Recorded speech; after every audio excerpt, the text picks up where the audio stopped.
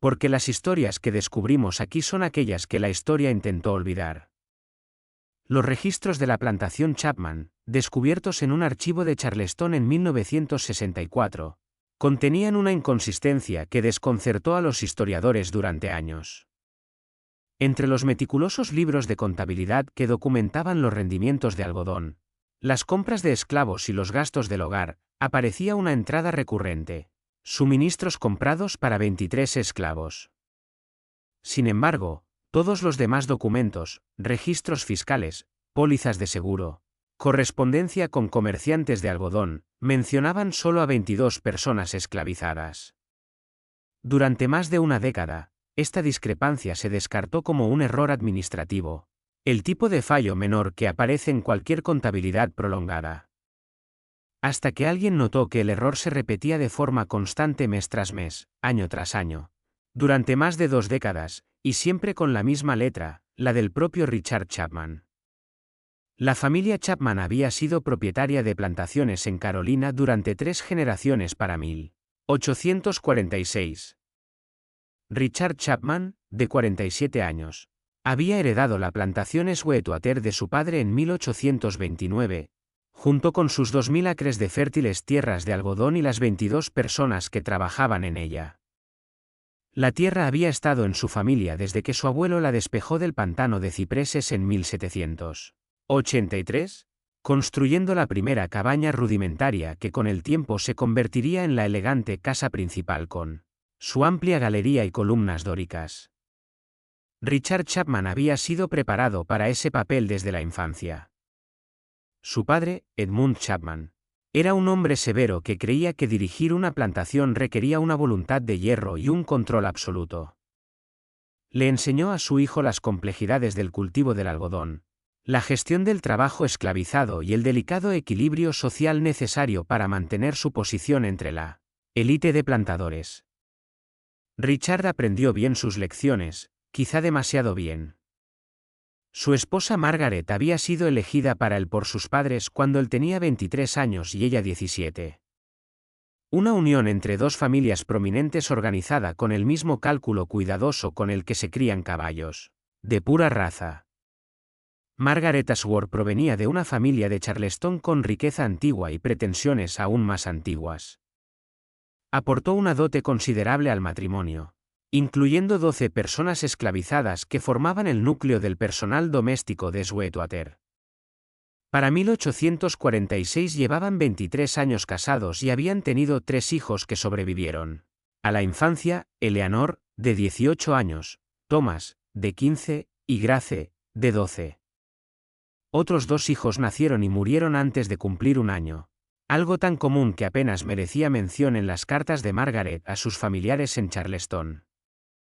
La mortalidad infantil era simplemente un hecho de la vida, una tristeza que se soportaba y luego se olvidaba. Según todos los relatos, los Chapman eran una familia respetable. Richard asistía a la iglesia episcopal de St. Mark todos los domingos, se sentaba en el banco familiar en la tercera fila, formaba parte de la administración parroquial y contribuía generosamente al fondo de construcción. Era conocido en todo el distrito de Beaufort como un amo justo, lo que en el lenguaje de la época significaba que no azotaba a sus esclavos hasta la muerte y no era cruel exactamente, pero veía a las personas esclavizadas como herramientas que debían mantenerse y utilizarse, sin considerarlas realmente seres humanos con vida interior. Les hablaba en el mismo tono que se usaría con un animal poco inteligente, no cruel, pero profundamente despectivo. Sus hijos estaban siendo criados en la misma tradición. Eleanor, con 18 años, ya gestionaba partes del hogar y aprendía las habilidades necesarias para ser la dueña de su propia plantación. Algún día, Thomas estaba siendo preparado para hacerse cargo de Sweetwater, aprendiendo a montar, a disparar y a dar órdenes con la autoridad natural que se esperaba del hijo de un plantador. Grace, la menor, aún estaba en la sala de estudio con su institutriz, aprendiendo francés, acuarela y las complejas reglas de etiqueta que regían la sociedad de plantación. Lo que la familia Chapman no sabía, lo que nadie podía saber, era que su mundo cuidadosamente mantenido estaba a punto de romperse de una forma que revelaría los cimientos podridos sobre los que había sido construido. La primera señal de que algo iba mal llegó a finales de marzo de 1846, aunque pasarían meses antes de que alguien entendiera su importancia. Un trabajador del campo llamado Samuel, uno de los más fuertes de la plantación, comenzó a mostrar síntomas extraños. Samuel tenía 32 años, un hombre capaz de trabajar desde el amanecer hasta el anochecer bajo un calor brutal sin detenerse, capaz de recoger 300 libras de algodón en un solo día durante la cosecha. Había nacido en Sweetwater, hijo de una mujer llamada Rose, que murió de fiebre cuando él tenía 10 años. No conocía otra vida ni otro lugar. En los libros contables de la plantación, su valor se estimaba en unos $1.200. Al principio, los síntomas parecían simple cansancio. Samuel se movía más lentamente. Tenía dificultades con tareas que antes realizaba con facilidad y necesitaba descansar más a menudo. El capataz, Walter Briggs, pensó que estaba holgazaneando. Le dio una advertencia y luego un castigo cuando el trabajo lento continuó. Pero el castigo no sirvió de nada. Samuel no estaba siendo perezoso. Algo realmente iba mal. Luego llegaron los temblores en las manos, tan fuertes que dejó caer su azada 2 veces en una mañana. La dificultad para hablar, arrastrando las palabras como si estuviera borracho, aunque todos sabían que no tenía acceso al alcohol. Momentos en los que se detenía en medio del trabajo y se quedaba mirando al vacío como si viera algo que nadie más podía ver. Sus ojos se volvían opacos y vacíos. Una vez cayó de rodillas en el campo de algodón y comenzó a temblar con tanta violencia que otros 3 esclavos tuvieron que sujetarlo para evitar que se hiciera daño. El doctor Henry Sutton, el médico que atendía a los esclavos de los Chapman cuando su valor como propiedad justificaba el gasto, fue llamado para examinarlo. Tenía 56 años, era graduado del Colegio Médico de Carolina del Sur y llevaba casi 30 años ejerciendo en el distrito de Beaufort. Había visto todas las enfermedades tropicales de la región, pero los síntomas de Samuel lo desconcertaron. No tenía fiebre. Sus signos vitales no explicaban nada.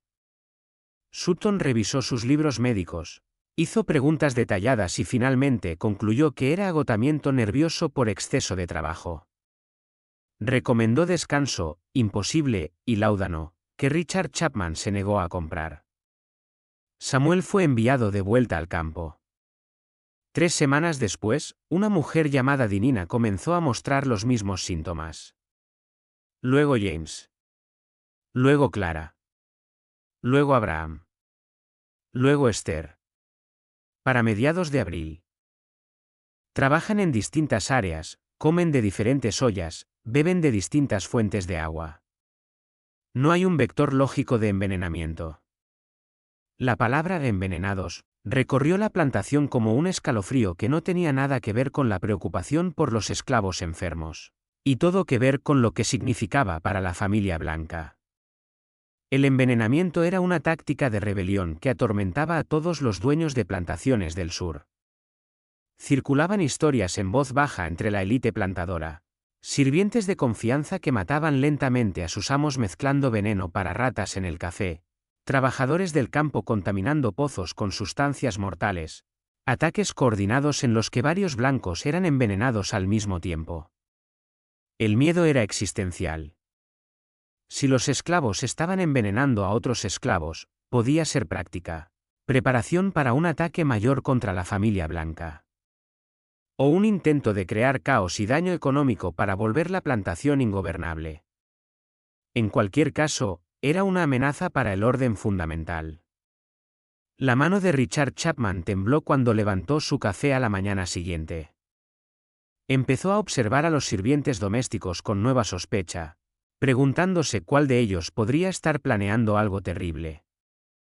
Ordenó registrar las barracas de los esclavos de arriba a abajo, buscando veneno para ratas u otras sustancias sospechosas.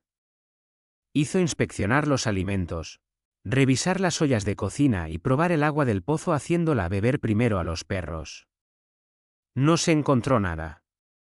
Ningún veneno oculto, ninguna sustancia sospechosa, ninguna evidencia de rebelión. Los esclavos siguieron trabajando con la misma resignación silenciosa de siempre. Y si sabían algo sobre la enfermedad que se extendía, no lo decían. El envenenamiento, si es que eso era, continuó de forma lenta y metódica. Más esclavos se enfermaron. A principios de mayo, 10 estaban afectados. A finales de mayo, 14. Ninguno murió, lo cual resultaba aún más inquietante. La muerte al menos era comprensible, parte del orden natural. Pero esta enfermedad persistente, esta erosión gradual de sus fuerzas y capacidades, parecía algo distinto. Algo deliberado. Calculado. Malicioso. La atmósfera en la plantación Sweetwater se volvió opresiva. La familia Blanca vivía con creciente paranoia, revisando la comida antes de comer, evitando cualquier cosa preparada por esclavos en quienes no confiaban completamente. Margaret Chapman despidió a 2 sirvientes domésticos por sospechas vagas, enviándolos a trabajar al campo. Eleanor dejó de pasear por la plantación. Thomas comenzó a llevar una pistola a todas partes, incluso a la iglesia. Mientras tanto, las personas esclavizadas vivían su propio terror. Sabían que cuando los blancos tenían miedo, los negros sufrían. Ya lo habían visto antes: acusaciones, castigos injustos, el látigo cayendo sobre cualquiera que pareciera sospechoso. Bajaban la cabeza, trabajaban más duro que nunca y rezaban en silencio para que todo terminara antes de que alguien decidiera que unos cuantos ahorcamientos resolverían el problema. Pero mientras esta plaga del cuerpo afectaba las barracas, otra investigación estaba en marcha, una que revelaría una verdad aún más aterradora. Comenzó con el capataz, Walter Briggs, un hombre duro que llevaba 12 años en Sweetwater. Tenía 41 años, soltero, completamente dedicado a su trabajo. Vivía solo en una pequeña casa en el borde de la plantación y pasaba sus días a caballo, supervisando el trabajo y haciendo cumplir las órdenes de Richard Chapman. No era especialmente cruel según los estándares de su profesión. No disfrutaba causar dolor. Pero tampoco tenía ilusiones: los esclavos eran propiedad, como ganado, y si había que golpearlos para mantener la disciplina. Y en la primavera de 1846, notó algo extraño. Uno de los esclavos no parecía afectado por la enfermedad. Se movía entre los demás con una extraña autoridad. Hablaba con los enfermos en voz baja y observaba constantemente la casa principal, al Dr. Sutton, y al propio Briggs. Su nombre era Lucas. Según los registros, tenía 21 años. Medía aproximadamente 1,78 y había sido comprado 3 años antes en Savannah, Georgia. Era, en papel, el esclavo perfecto, fuerte, obediente, sin problemas. Pero algo no encajaba. Quizá era su postura, demasiado erguida. Quizá la forma en que los otros lo respetaban. Quizá la inteligencia en sus ojos. O quizá era otra cosa. Su rostro. Había algo en sus rasgos, la forma de la mandíbula, de los ojos, que resultaba inquietantemente familiar. Lucas se parecía a Richard Chapman. No de forma evidente, pero lo suficiente como para incomodar. En el sur de la época, esto no era raro. Muchos dueños de plantaciones tenían hijos con mujeres esclavizadas. Pero Lucas era distinto. Según los registros, no había nacido en Sweetwater. No había razón para que se pareciera a Chapman. A menos que los registros fueran falsos. Briggs no dijo nada al principio. Pero su curiosidad, y su instinto de supervivencia, lo llevó a investigar. Una noche, cuando Chapman estaba fuera, entró en la oficina y revisó los documentos. Encontró el registro de compra de Lucas de 1843. Parecía legítimo. Hasta que notó un detalle. El papel era demasiado nuevo. Briggs había visto cientos de documentos. Sabía cómo envejecían. Este no tenía 3 años. Era más reciente. El sello parecía correcto. Las firmas también. Pero el papel, no. Y eso solo podía significar una cosa. Parecía que había sido creado más recientemente y luego cuidadosamente archivado entre documentos más antiguos para ocultar su verdadera antigüedad. Eso significaba que o bien su evaluación era incorrecta, y Briggs estaba convencido de que no lo era, o que aquel documento era una falsificación, creada posteriormente para proporcionar un rastro legal a un esclavo que supuestamente había sido comprado hacía 3 años, pero que en realidad podía haber estado en Sweetwater desde mucho antes. ¿Pero por qué Richard Chapman falsificaría documentos sobre uno de sus propios esclavos? ¿Qué motivo podría haber para manipular registros de compra? A menos que Lucas no hubiera sido comprado en absoluto. A menos que siempre hubiera estado en Sweetwater, que hubiera nacido allí, y que los documentos se hubieran creado para ocultar ese hecho. ¿Pero por qué? ¿Qué podía tener de tan importante el origen de un esclavo como para fabricar una historia falsa? Cuando la respuesta finalmente se le ocurrió a Briggs, sintió que la sangre se le helaba. Si Lucas había nacido en Sweetwater y se parecía a Richard Chapman, solo había una explicación posible. Lucas era el hijo de Richard Chapman. El resultado de una relación sexual, probablemente una violación, dadas las dinámicas de poder, con una de las mujeres esclavizadas. Y, por alguna razón, en lugar de simplemente aceptar ese hecho como hacían muchos plantadores con sus hijos mestizos, Richard Chapman había hecho todo lo posible por ocultar el verdadero origen de Lucas. ¿Pero por qué tomar medidas tan extremas? Muchos propietarios de plantaciones tenían hijos con mujeres esclavizadas. Era un hecho conocido, apenas escandaloso. Algunos incluso favorecían a esos hijos, dándoles trabajos más fáciles o enseñándoles a leer. No eran liberados ni reconocidos como familia, pero tampoco se ocultaba su existencia. ¿Qué hacía que el caso de Lucas fuera tan distinto, tan peligroso, como para requerir documentos falsos y tanto engaño? Briggs permaneció de pie en la oficina de la plantación, sosteniendo la escritura falsificada, sintiendo el peso de ese conocimiento caer sobre sus hombros. Sabía algo que no debía saber. Algo peligroso. Algo que podía costarle la vida si no actuaba con cuidado. Pero también era un hombre práctico. Sabía que la información tenía valor. Si jugaba bien sus cartas.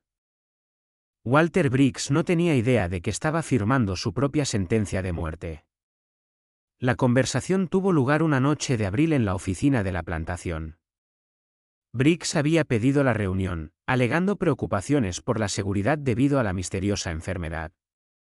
Chapman aceptó sin pensarlo demasiado.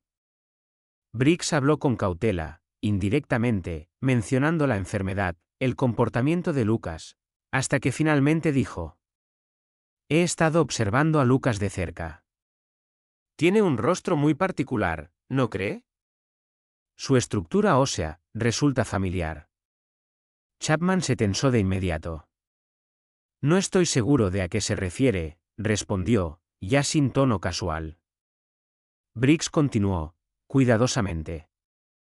«Quizás sea coincidencia, aunque revisando los registros de compra noté algo curioso. El documento de Lucas parece demasiado nuevo para tener 3 años». El rostro de Chapman palideció. Durante un momento largo, guardó silencio. Luego su expresión cambió. El miedo desapareció, sustituido por algo frío y controlado. «¿Qué quiere, Briggs?» Briggs sintió alivio. Podían negociar. Pidió seguridad, aumento de salario, empleo garantizado de por vida y un pequeño porcentaje de las ganancias. Chapman aceptó. Acordaron todo. Se dieron la mano. 3 días después, Briggs murió. La versión oficial fue un accidente. Su ropa quedó atrapada en una desmotadora de algodón. Para cuando detuvieron la máquina, estaba gravemente herido. Murió poco después. El médico declaró que fue un accidente. No hubo investigación. Chapman organizó el funeral, Pagó todo y expresó su pesar. Nadie sospechó. Pero los esclavos sí sabían. No conocían los detalles, pero entendían lo esencial: Briggs había descubierto algo que no debía. Y eso lo mató.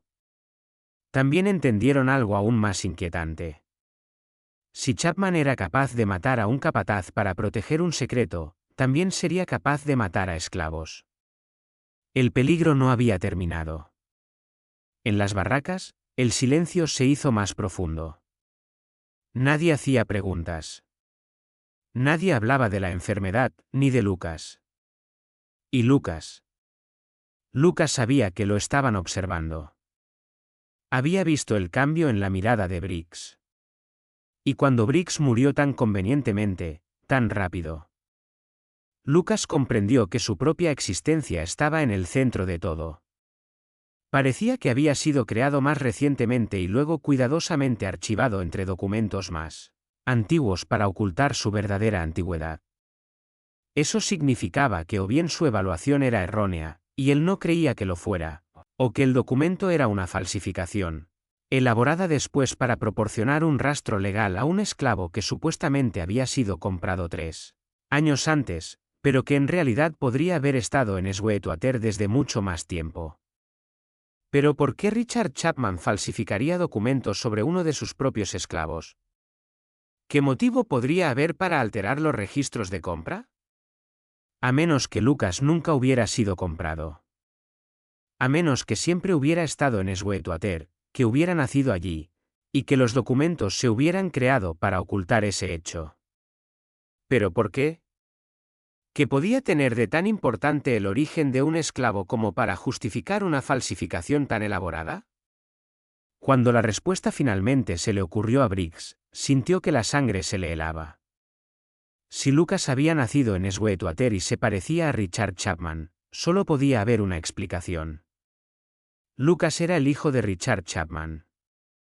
El resultado de una relación sexual, probablemente una violación, dadas las dinámicas de poder, con una de las mujeres esclavizadas. Y, por alguna razón, en lugar de reconocerlo como hacían muchos plantadores con sus hijos mestizos, Richard Chapman había hecho todo lo posible por ocultar su origen. ¿Pero por qué medidas tan extremas? Muchos dueños de plantaciones tenían hijos con mujeres esclavizadas. Era algo conocido. ¿Qué hacía que el caso de Lucas fuera tan diferente, tan peligroso? Briggs se quedó en la oficina sosteniendo el documento falsificado, sintiendo el peso de ese conocimiento. Sabía algo que no debía saber. Algo peligroso. Algo que podía costarle la vida. Pero también sabía que la información era poder. Si jugaba bien sus cartas, ese secreto podría asegurarle el futuro. Richard Chapman pagaría mucho por mantenerlo oculto. Un capataz con esa ventaja podía negociar su precio, garantizar su puesto de por vida, incluso obtener una parte de las ganancias. Solo tenía que acercarse con cuidado. Walter Briggs no sabía que estaba firmando su sentencia de muerte. La conversación tuvo lugar una noche de abril. Briggs habló con cautela, mencionando la enfermedad, el comportamiento de Lucas, hasta que insinuó el parecido. Chapman se tensó de inmediato. ¿Qué quiere?, preguntó finalmente. Briggs pidió seguridad, más salario, estabilidad, una parte de los beneficios. Chapman aceptó. Se dieron la mano. 3 días después, Briggs murió. Un accidente. Su ropa quedó atrapada en la desmotadora de algodón. Para cuando detuvieron la máquina, estaba destrozado. Murió poco después. El médico declaró que había sido un accidente. Nadie investigó. Pero los esclavos entendieron la verdad. Briggs había sabido demasiado. Y eso lo mató. Después de su muerte, Lucas comenzó a cuestionar su propia historia. Recordaba haber llegado desde Georgia, haber sido separado de su madre, pero cuando intentaba recordar detalles, todo se volvía borroso. Su pasado parecía inventado. También había cicatrices en su espalda, pero no recordaba haber recibido la mayoría de los castigos. Era como si su vida hubiera sido construida artificialmente. Entonces empezó a observar. Nadie recordaba su llegada. Todos actuaban como si siempre hubiera estado allí. ¿Y la familia Chapman? Richard lo miraba de una manera extraña. Margaret evitaba incluso verlo. Y los hijos se parecían a él. La idea era imposible, pero encajaba con todo. ¿Y si era su hijo? Si eso era cierto, su vida entera era una mentira. Había nacido en la plantación, y había sido esclavizado por su propia familia. La crueldad era inmensa. Pero había algo más. La enfermedad no lo afectaba. Y empezó a notar un patrón. Los enfermos eran los que llevaban años en la plantación. Los nuevos estaban sanos. Alguien estaba eliminando testigos. Y solo una persona tenía el motivo. Margaret Chapman. Lucas no sintió miedo. Sintió rabia. Decidió actuar. No directamente, sino con inteligencia. Necesitaba pruebas. Necesitaba a alguien que pudiera descubrir la verdad. El doctor Sutton. Lucas le insinuó lo necesario. El doctor investigó. Y encontró la verdad. El maíz que Margaret distribuía estaba envenenado con arsénico.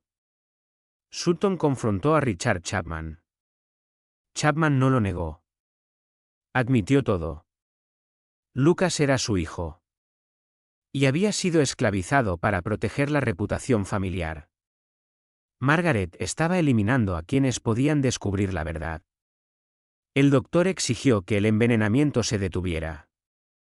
Chapman aceptó. Margaret fue enviada a un sanatorio. La versión oficial, colapso nervioso. ¿Pero la verdad? Era mucho más oscura. Muy bien. Lo organizaré. Iremos a Charleston y te bautizarán en la iglesia de San. ¿Traducción al español del texto completo?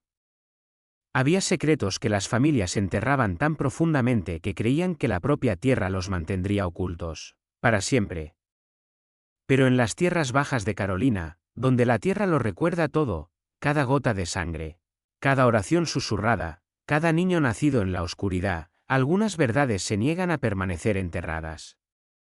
Lo que estás a punto de escuchar es una historia tan perturbadora, tan cuidadosamente ocultada, que tomó más de un siglo para que sus piezas finalmente salieran a la luz. Este es el relato de un descubrimiento que no debería haber sido posible, de una vida que oficialmente nunca existió y del intento desesperado de una familia por ocultar lo imposible, de ocultar. Los registros de la plantación Chapman, descubiertos en un archivo de Charleston en 1964, contenían una inconsistencia que desconcertó a los historiadores durante años. Entre los meticulosos libros que documentaban cosechas de algodón, compras de esclavos y gastos domésticos, aparecía una entrada recurrente, suministros comprados para 23 esclavos. Sin embargo, todos los demás documentos, registros fiscales, seguros, correspondencia, mencionaban solo a 22 personas esclavizadas. Durante más de una década, esta discrepancia fue descartada como un simple error administrativo. Hasta que alguien notó que el error aparecía consistentemente mes tras mes, año tras año, durante más de 2 décadas, siempre con la misma caligrafía, la de Richard Chapman. La familia Chapman llevaba 3 generaciones como plantadores en Carolina para 1846. Richard Chapman, de 47 años, había heredado la plantación Sweetwater de su padre en 1829, junto con 2,000 acres de tierra fértil y 22 personas esclavizadas. Su esposa Margaret dirigía el hogar con fría eficiencia. Tenían 3 hijos, Eleanor, Thomas y Grace. Aparentemente, eran una familia respetable. Pero bajo esa fachada, algo oscuro se gestaba. En marzo de 1846 comenzaron los primeros síntomas. Un esclavo llamado Samuel empezó a debilitarse, a temblar, a perder el habla. Luego otros mostraron los mismos signos: confusión, convulsiones, mirada vacía. El médico, el doctor Henry Sutton, sospechó envenenamiento, pero no encontró explicación. El miedo se extendió. Se temía una rebelión. Se registraron viviendas, se revisó la comida, el agua, nada. Pero la enfermedad seguía avanzando. El capataz Walter Briggs comenzó a sospechar de un joven esclavo llamado Lucas. Había algo extraño en él. No enfermaba, y su rostro le resultaba inquietantemente familiar, se parecía a Richard Chapman. Investigando documentos, Briggs descubrió que los papeles de compra de Lucas eran falsos. Lucas no había sido comprado. Había nacido allí. La verdad era aterradora: Lucas era hijo de Richard Chapman. Briggs intentó usar esta información para negociar su seguridad, pero murió 3 días después en un accidente. Mientras tanto, Lucas comenzó a dudar de su propio pasado. Sus recuerdos no tenían sentido. Nadie recordaba su llegada. Todo parecía construido. Entonces entendió algo aún más terrible. Los esclavos que enfermaban eran aquellos que podían recordar la verdad sobre él. Alguien los estaba envenenando para eliminar testigos. Ese alguien era Margaret Chapman. Lucas, con inteligencia, informó indirectamente al Dr. Sutton. El médico investigó y descubrió arsénico en alimentos que Margaret distribuía. Al confrontar a Richard Chapman, este confesó todo: Lucas era su hijo, mantenido como esclavo para proteger la reputación familiar. Margaret había comenzado a envenenar para ocultar el secreto. Margaret fue enviada a un sanatorio. Los esclavos se recuperaron. Entonces Lucas fue llamado a la casa principal. Allí, Richard Chapman le ofreció un trato: libertad a cambio de silencio. Lucas podría ir al norte, empezar una nueva vida, pero nunca revelar la verdad. Lucas aceptó, con una condición: quería ser bautizado con el apellido Chapman, para que quedara constancia de su identidad. Chapman aceptó. Y así, un hombre que oficialmente nunca existió, finalmente obtuvo una prueba de que era real. Phillips. El sacerdote no hará preguntas si lo compenso adecuadamente. Y así se decidió. El destino de Lucas Chapman fue negociado en aquel estudio. Su libertad fue comprada con su silencio. Su identidad quedó preservada en un pequeño registro eclesiástico que quizá nadie importante leería jamás. El viaje a Charleston tomó 2 días. Richard Chapman y Lucas viajaron juntos, amo y esclavo en público, padre e hijo en el silencio privado que compartían. No hablaron mucho durante el trayecto. ¿Qué había que decir? Todo lo importante ya había sido dicho, y cualquier conversación trivial resultaba absurda dadas las circunstancias. El bautismo tuvo lugar en la iglesia de San Felipe una mañana de mayo. El sacerdote, el reverendo Thornton, realizó la ceremonia con una expresión cuidadosamente neutra que sugería que entendía que algo inusual estaba ocurriendo, pero sabía que era mejor no hacer preguntas. Lucas se arrodilló ante la pila bautismal, sintió el agua tocar su cabeza, escuchó su nombre, su verdadero nombre, pronunciado en voz alta por primera vez en su vida. Yo te bautizo, Lucas Chapman, en el nombre del Padre, del Hijo y del Espíritu Santo. El sacerdote firmó el registro. Lucas Chapman, bautismo adulto, padres desconocidos. Esa última parte era una mentira, por supuesto, pero era el tipo de mentira que protegía a todos los involucrados. Lo importante era el nombre: Lucas Chapman, oficialmente registrado, prueba oficial de que existía. Después del bautismo, Richard Chapman llevó a Lucas a reunirse con un abogado llamado Josiah Crawford. Se prepararon los documentos de manumisión, se certificaron ante notario y se colocaron en un sobresellado que Lucas llevaría consigo. Los documentos lo describían como Lucas, hombre de color, aproximadamente 21 años, liberado por Richard Chapman en reconocimiento a su fiel servicio. Todo era mentira, pero del tipo correcto: El tipo de mentira que le permitiría vivir como un hombre libre en el norte. Chapman también le entregó $200, una suma considerable, y una carta de recomendación para un ministro metodista en Filadelfia, el reverendo Thompson, quien ayudaba a esclavos liberados a establecerse. La carta no menciona nuestra relación, explicó Chapman. Solo dice que eres un hombre de buen carácter que merece ayuda. Se despidieron frente a la oficina del abogado. Lo siento, dijo Chapman en voz baja. Adiós, señor Chapman, respondió Lucas. Y se fue sin mirar atrás. Lucas Chapman llegó a Filadelfia en septiembre de 1846. La ciudad lo abrumó al principio, pero encontró ayuda en el reverendo Thompson, quien le consiguió alojamiento y trabajo. Aprendió carpintería, aprendió a leer y escribir, y en 1849 se casó con Rachel Dorsey. Tuvieron 4 hijos y construyeron una vida digna. Lucas nunca habló de su pasado. Pero al final de su vida, escribió la verdad en una carta para sus hijos. En ella explicó quién era realmente y lo que había sufrido. Murió en 1889. Su historia permaneció oculta hasta 1964, cuando historiadores encontraron discrepancias en los registros de la plantación. Hoy se sabe la verdad. La plantación Sweetwater existe como sitio histórico, pero nada allí menciona a Lucas.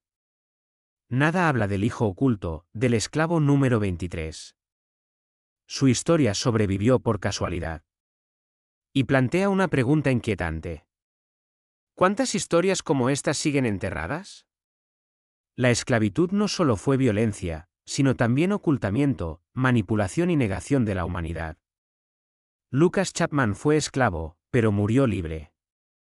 Y gracias a que escribió su historia, hoy no ha sido olvidado. Porque la verdad, tarde o temprano, siempre sale a la luz.